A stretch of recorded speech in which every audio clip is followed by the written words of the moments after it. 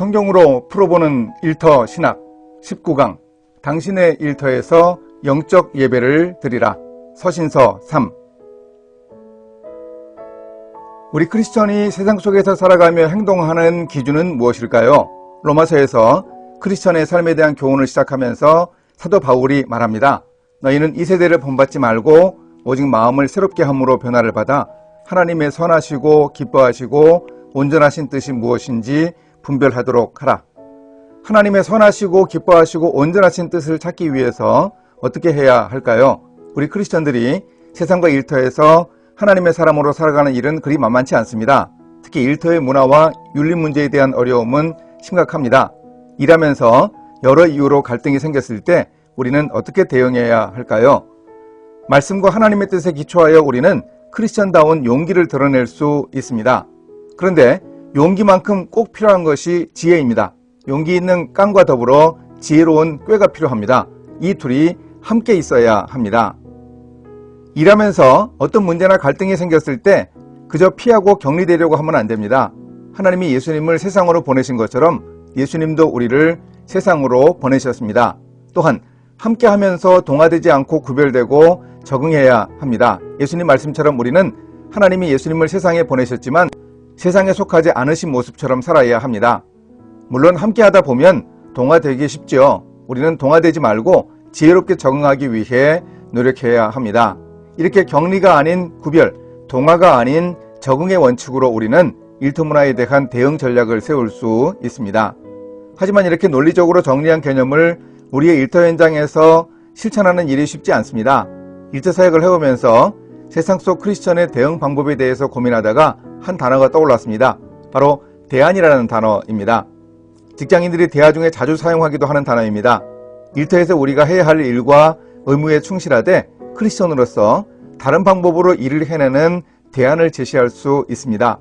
다니엘과 세 친구가 왕이 하사하는 진미와 포도주를 먹지 않겠다고 거부하면서 열흘간 시험해 보아서 문제가 없으면 특별한 음식을 먹지 않겠다고 제안한 일이 바로 대안입니다.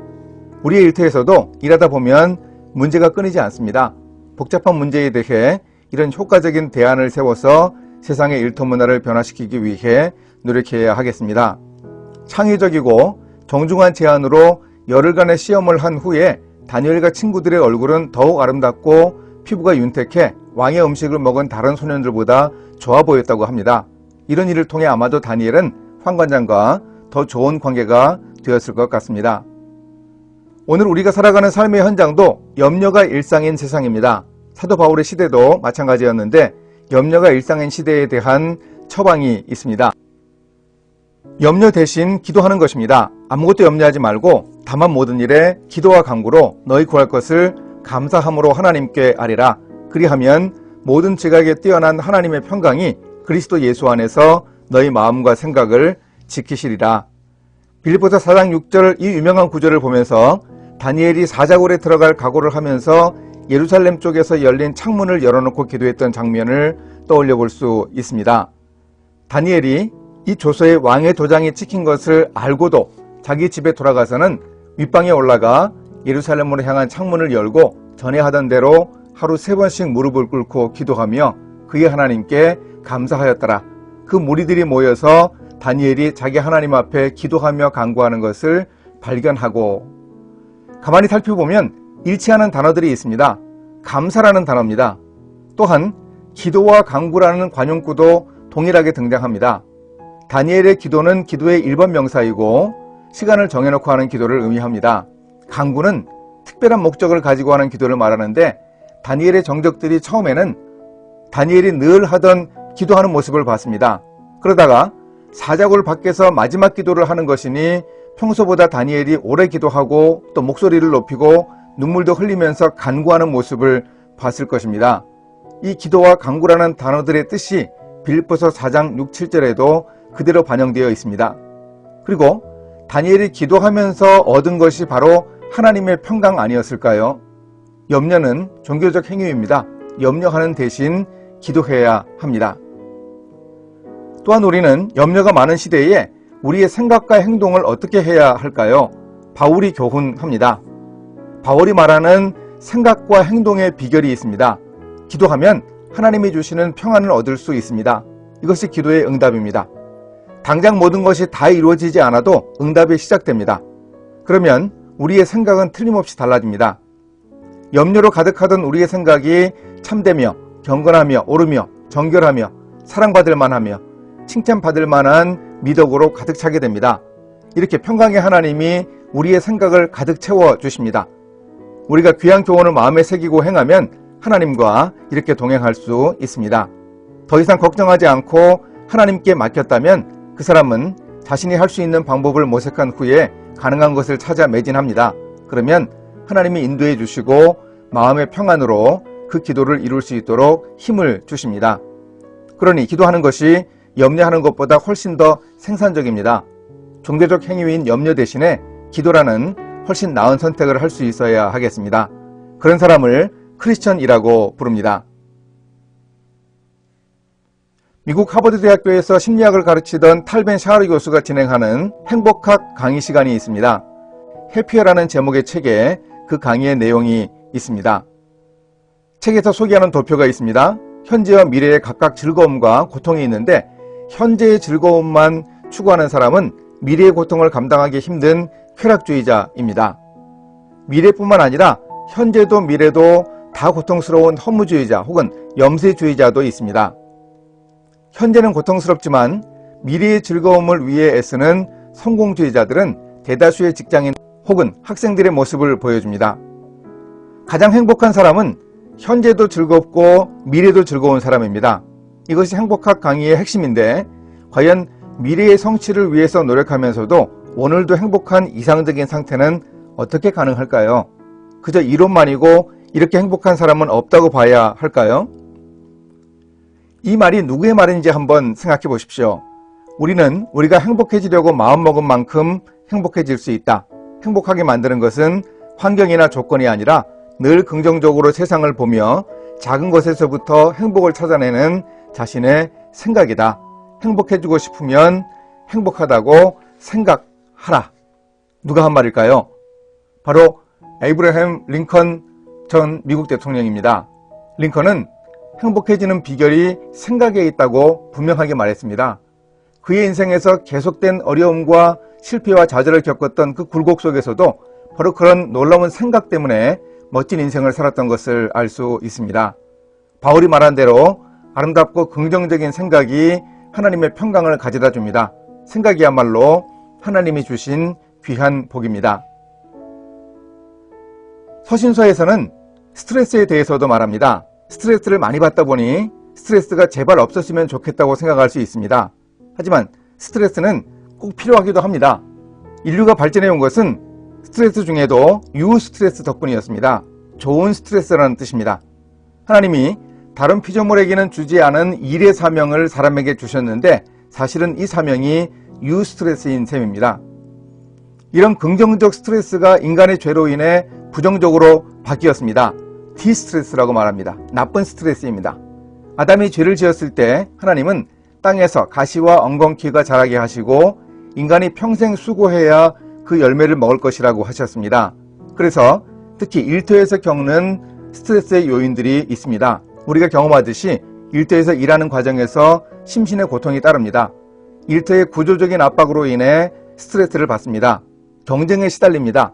목표와 현실 사이의 괴리감 때문에 고통스럽습니다. 반복되는 일로 인해 권태가 찾아옵니다. 스트레스를 보통 부정적으로 생각하지만 스트레스, 구분하여 유스트레스가 없다면 무력감으로 생활의 활력을 이룰 수 있습니다. 스트레스가 있어야 적당히 긴장하고 효과적으로 일하고 성과를 낼 수 있습니다. 구분하여 부정적 스트레스인 디스트레스에 효과적으로 대응하고 부정적 효과를 최소화할 수 있어야 하겠습니다. 스트레스를 바람직하게 해소할 수 있어야 합니다. 이방 땅을 누비며 복음을 전하느라고 누구보다 스트레스를 많이 받았던 사도 바울은 다양한 스트레스를 이렇게 표현했습니다. 사방으로 우겨쌈을 당한다고 합니다. 위협당하고 고통받는 일을 겪었습니다. 답답한 일을 당합니다. 박해를 받습니다. 거꾸로 뜨림을 당합니다.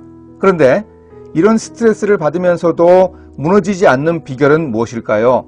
바울은 예수의 죽음을 우리 몸에 짊어지는 것이라고 합니다. 예수의 생명이 우리 몸에 나타나게 하려 함이라고 합니다. 예수님의 십자가 죽음과 부활을 믿어서 구원받은 우리는 죽음의 권세를 이기고 부활하신 예수님의 생명을 받은 사람이기에 스트레스로 인해 결코 망하지 않습니다.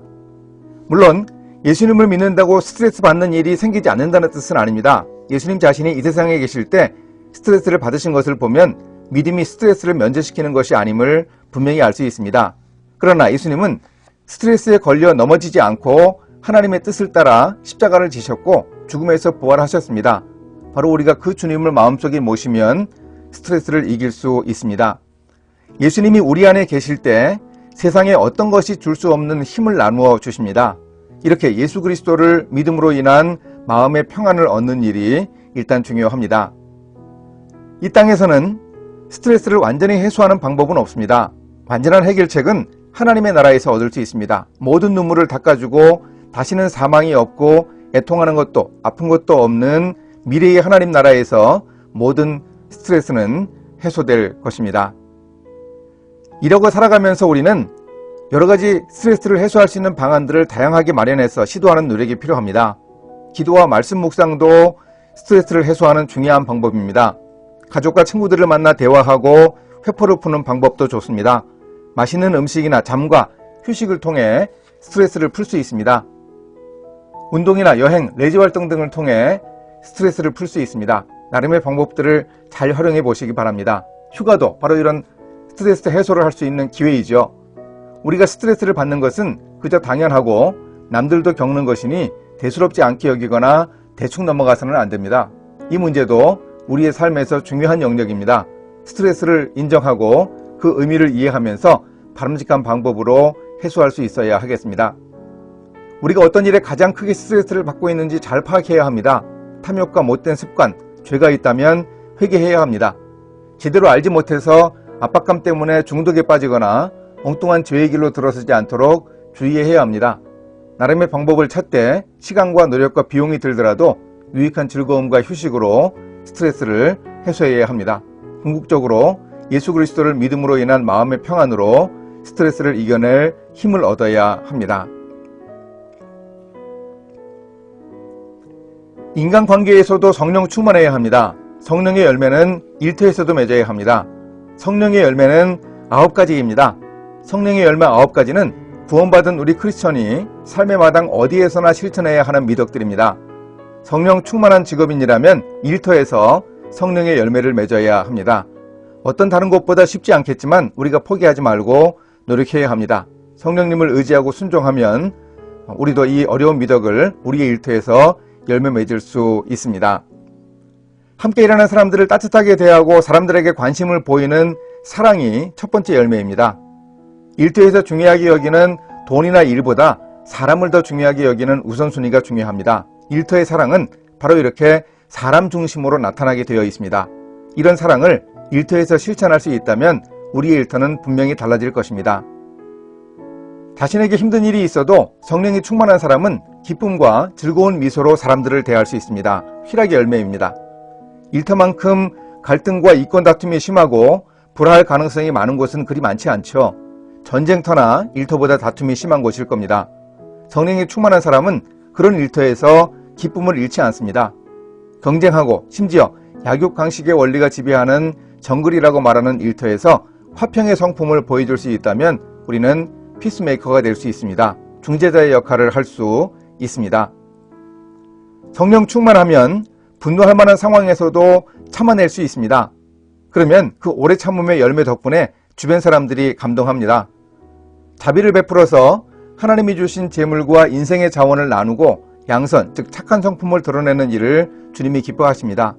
두 마음이거나 위선적인 마음이 아닌 관계에서 신실한 사람만이 보일 수 있는 충성의 미덕은 사람들을 안심시킵니다. 겸손하고 부드러운 온유, 좌로나 우로나 치우치지 않고 절제하는 여러 미덕을 성령 충만한 사람이 열매 맺을 수 있습니다. 우리가 성령의 충만함을 받아서 성령의 열매들을 맺으면 우리 변화로 인해 우리 일터가 달라질 것입니다. 우리가 성령의 열매를 맺기 위해서는 그리스도 예수의 사람들처럼 살아야 합니다. 정욕과 탐심을 십자가에 못 박고 헛된 영광을 구하지 않는 삶을 살아야 합니다. 구원받아 성령 안에서 살아가는 사람으로서 성령 충만함으로 인한 성령의 열매가 삶 속에서 드러나야 합니다. 사도 야고보는 불의한 사업 관행에 대해 경고합니다. 콕 집어 부한 자들을 향해 말세에 썩고 녹슨 재물을 쌓았다고 책망합니다. 추수한 품꾼에게 주지 아니한 삭시 소리 지르고 추수한 자의 우는 소리가 만군의 주의 귀에 들렸다는 구약성경 말씀을 인용하면서 임금 노동자들을 제대로 대하지 않은 잘못을 지적합니다. 이 사람들은 말세에 재물을 쌓는 자들입니다. 일꾼들에게 삭스를 제대로 주지 않는 착취를 통해 농사지어 재물을 쌓았습니다. 이렇게 해서 사치하고 방종했습니다. 의인을 정죄하고 죽였는데 그들을 대항하지도 못했습니다. 이런 부자들이 꼭 기억해야 할 것이 있습니다. 들으라, 부한 자들아, 너희에게 임할 고생으로 말미암아 울고 통곡하라. 울고 통곡하는 고생은 심판날을 말합니다. 너희가 땅에서 사치하고 방종하여 살육의 날에 너희 마음을 살찌게 하였도다. 불의한 방법으로 사업하는 관행은 포기해야 마땅합니다. 심판의 날이 다가온다고 야고보는 경고합니다. 우리는 주의 뜻대로 일하면서 돈을 벌어야 합니다. 자신을 위해서 재물을 잘 쌓는 방법은 바로 하늘의 재물을 쌓는 것입니다. 심판의 날을 기억하고 우리는 이웃과 사람들을 긍휼히 여겨야 합니다. 하나님의 나라와 하나님의 의를 먼저 구하는 종말론적 재정생활을 할 수 있어야 합니다. 무엇이 나의 삶에서 가장 우선순위에 놓여 있는지 수시로 점검하면서 하나님의 뜻을 찾아야 하겠습니다. 바울은 로마 교회에 보내는 서신에서 기독교 교리를 길게 설명한 후 삶의 적용을 시작하는 선언이 인상적입니다. 그러므로 형제들아, 내가 하나님의 모든 자비하심으로 너희를 권하노니 너희 몸을 하나님이 기뻐하시는 거룩한 산 제물로 드리라. 이는 너희가 드릴 영적 예배니라. 우리 몸을 살아있는 제물로 드리는 영적 예배를 우리의 일터에서 어떻게 드릴 것인가 우리가 고민하며 실천해야 합니다. 우리는 교회에서 드리는 예배뿐만 아니라 삶 속에서 드리는 예배의 비중을 소홀히 생각하면 안 됩니다. 산 제물로 드리는 영적 예배란 구체적으로 어떤 것인지 사도 바울이 계속해서 말합니다. 너희는 이 세대를 본받지 말고 오직 마음을 새롭게 함으로 변화를 받아 하나님의 선하시고 기뻐하시고 온전하신 뜻이 무엇인지 분별하도록 하라. 하나님은 우리에게 세상의 방법과는 분명히 달라야 하나님을 향한 온전한 삶의 제사를 드릴 수 있다고 교훈하십니다. 우리가 오늘 서신서를 통해 몇 가지 강조점을 살펴보았습니다. 세상 속의 그리스도인으로 살아가는 크리스천다운 삶의 실천 방법 몇 가지에 주목하면서 우리 삶의 영적 예배를 하나님의 뜻에 따라 드릴 수 있어야 하겠습니다. 감사합니다.